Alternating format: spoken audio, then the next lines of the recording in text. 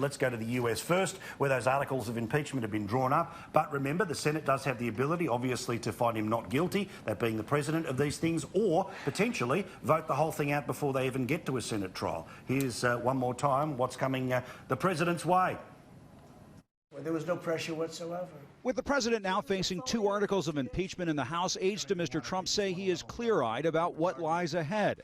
A vote to impeach almost certain in the House and a trial to come in the Senate, where the White House could call their own witnesses from the Biden family to the whistleblower. The president started the day lashing out from his social media bunker, tweeting, "To impeach a president who has proven through results, including producing perhaps the strongest economy in our country's history, to have one of the most successful presidencies ever, and most importantly, who has done nothing wrong, is sheer political madness."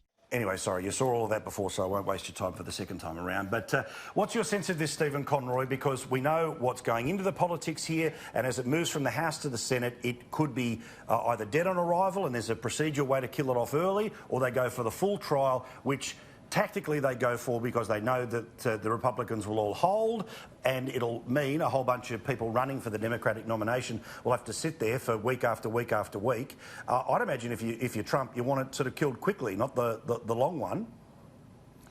Well, look, I think it would be an unfortunate look if they decided to exercise their majority power to literally ignore an impeachment in that way.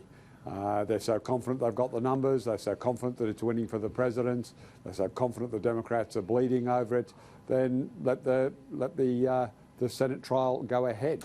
I mean, the bottom line here is that Donald Trump has abused his office. He has sought his own personal political gain using taxpayers' money and extorting a foreign country. Enough to lose the presidency, in your view? No, I don't. I still think that Donald Trump, and that's why I say let it run, because this issue is not causing, it appears from the polling, from the commentary, it is not causing the president the sort of damage that, say, the Watergate damage caused Nixon. I mean, he plummeted in the polls and the Republicans dumped him. In this particular instance, you know, Trump is holding up in the polls. So I think that if you want to believe their position on this, they should be happy for this discussion to take place for the next month through Christmas into February. Well, I think something that makes it very difficult politically for the Democrats is that Bill Clinton impeached because he lied under oath. Richard Nixon impeached because of the Watergate burglary and the cover-up. How do you, in 5 seconds, Gary, say what is the charge against Donald Trump? Because that, to me, seems to be, in politics, when it's black and white, you can win a fight. When you're arguing the grey, or you're able to introduce shades of grey into black and white, then you can end up killing off an argument. Paul, Donald Trump's greatest sin is he won the 2016 election, and he's now done what he said he would do.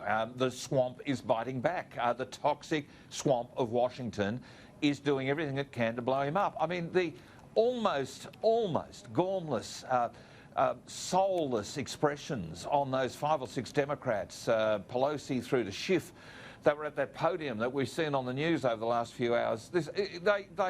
They don't look like they really believe it. They look like they're just going through the paces. This is all about trying to set up an agenda item for the 2020 election, and I think that what they're going to do is get their worst wish, and that is the people who voted for him in 2016 are going to go tell 20 friends that this bloke's trying to clean up this mess. These people are trying to keep the mess there. They're trying to pour water into the swamp while Donald is draining it, and the rest of it is just all beat up and all blown out of proportion stuff. I think that in the end, trust the people, they'll sort it all out. But it's going to be messy, and you want Trump to actually still govern for the next 12 months. And that's the only problem. If Donald Trump takes his eye off governing, he'll be in trouble. He hasn't, and I don't see that he will. Well, that in part is part of the play. The reason that the Mueller probe went for as long as it is because you hope he trips up during the investigation. That would be the same when it came to a trial, and that's their hope here. But with the economy going where it's going, with those swing states going where they are, it ain't changing anytime soon.